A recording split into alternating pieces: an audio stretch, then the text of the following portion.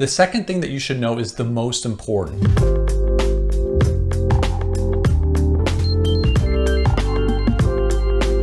Hey everybody, welcome to Sensible Psychology. My name is Blake Wamsley, and today we'll be taking a look at technology addictions. And I wanted to make this video because I feel like technology is something that's concerning a lot of us, but we don't know necessarily what to do about it. And I know as a family therapist, technology is something that I've seen come into sessions more and more often with each passing day. And because of this, I wanted this video to be about the basics. The core things you should know, like how we can define technology addictions, some characteristics of people who have them, and some general things that you can do to address them for yourself or your kids. And if you don't have too much time, please jump to points 2 and 5 because they'll likely be the most helpful to you. And with that, let's go ahead and get started. Here are 5 things you should know about technology addictions. The first thing you should know is what they even are. The modern era of technology addictions began in 1998 when Dr. Kimberly Young coined the term internet addiction. And even though it's only 23 years old, it's surprisingly antiquated. And that's because technology has changed so much over the past few decades. And this has led researchers to have to adapt to these changes as well, leading to extensive research on what I call the big 3: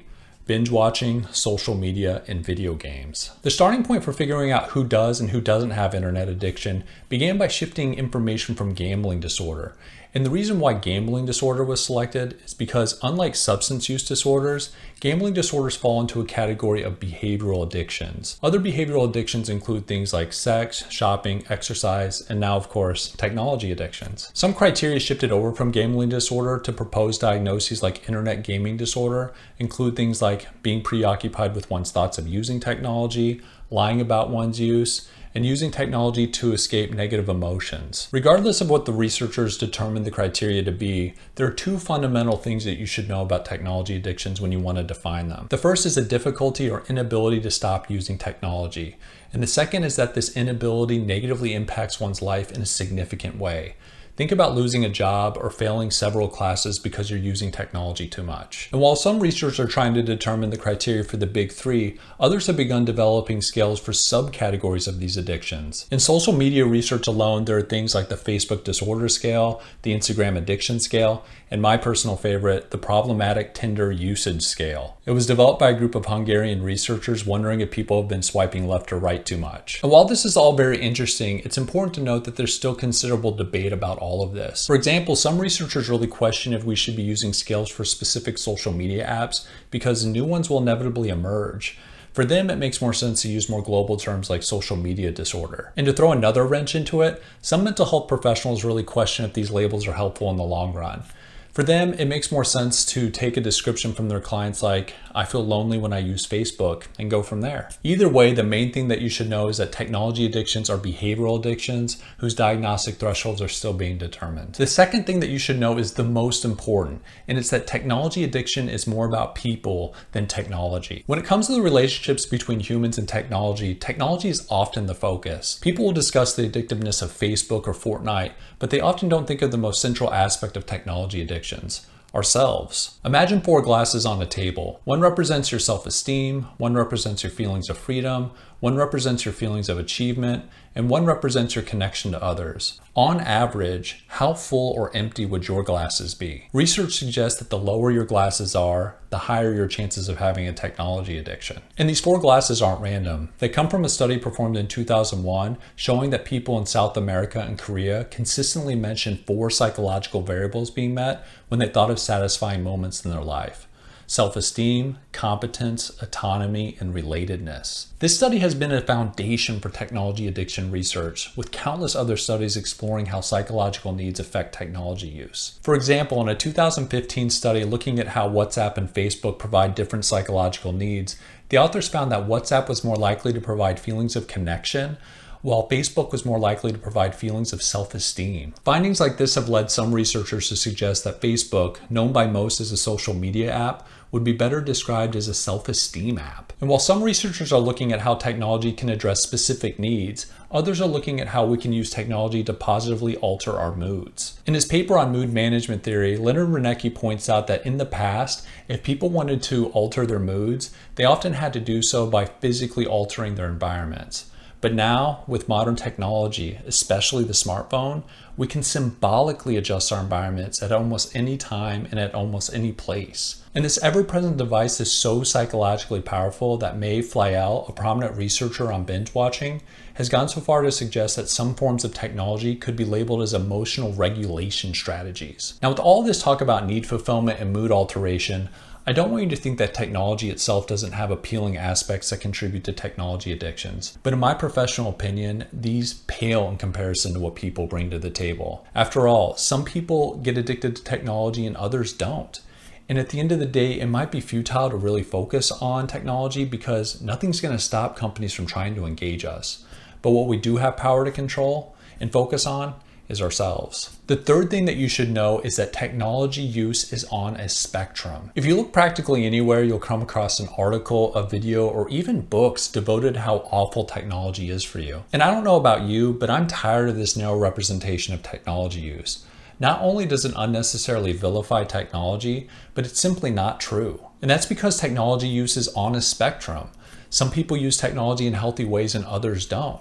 As a matter of fact, research strongly suggests that most people use technology in non-problematic ways. I like to break down technology use into three broad categories: green, yellow, and red zone use. Green zone users mostly use technology to enhance already fulfilled lives. Their psychological glasses are typically higher than yellow and red zone users, and when asked why they use, they often will report things like leisure, relaxation, or socializing. Those in the yellow zone use technology in more of a mixed way.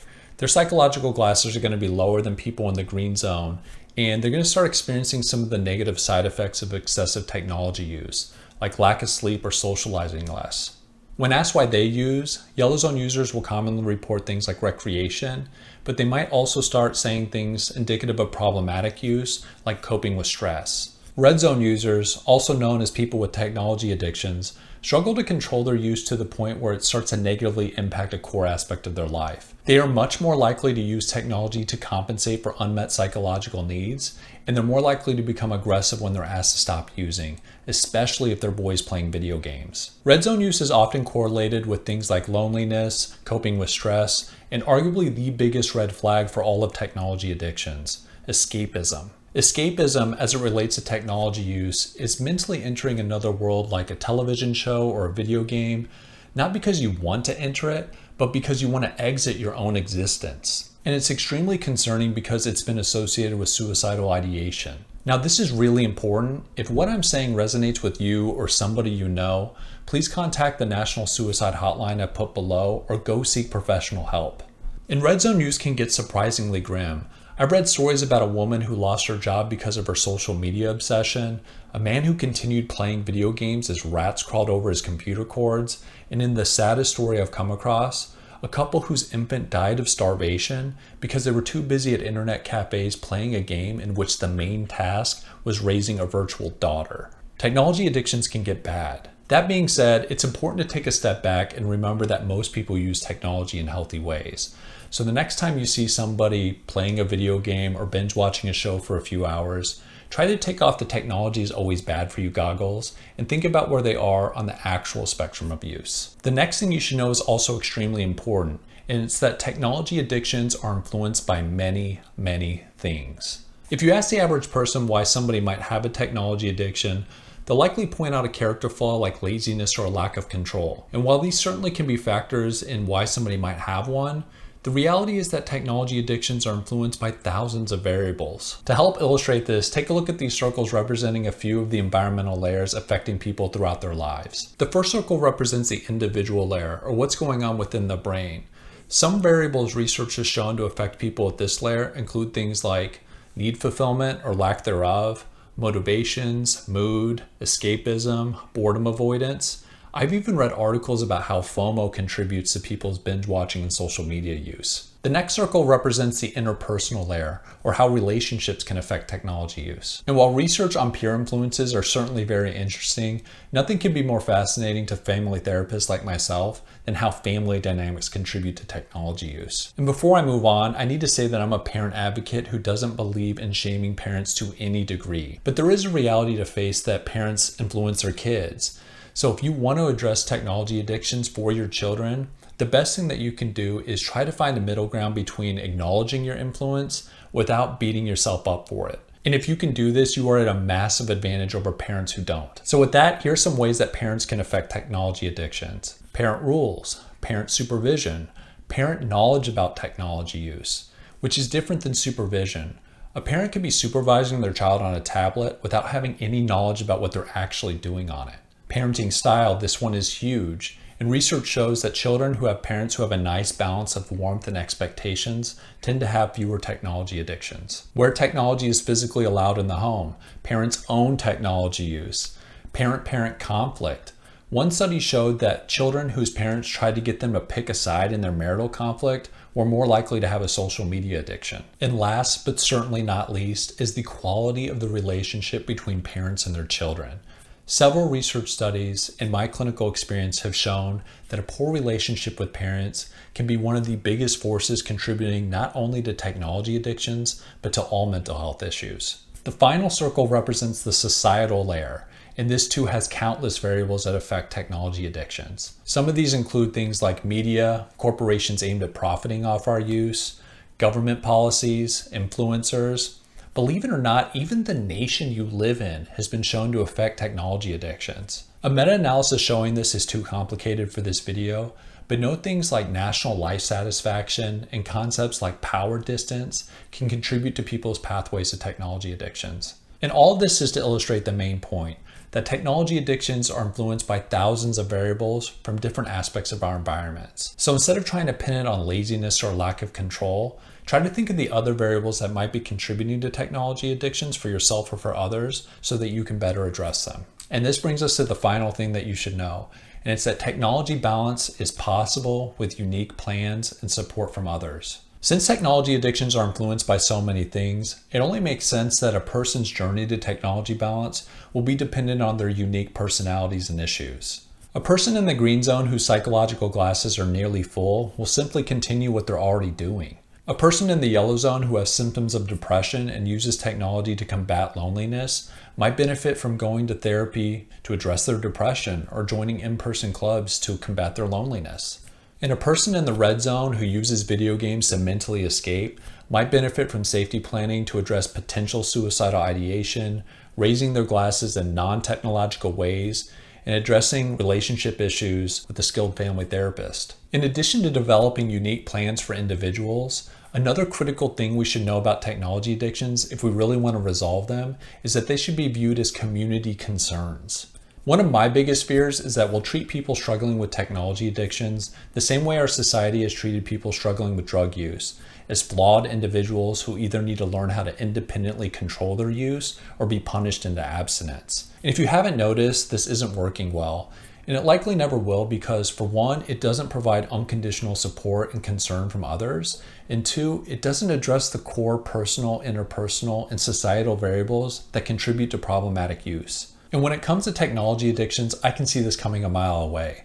Once diagnoses like video game and social media disorders are billable by insurance companies, people will be encouraged to undergo individual therapy to manage their use or be encouraged to take drugs developed by pharma companies who cannot wait for these diagnoses to exist. I believe in a different approach.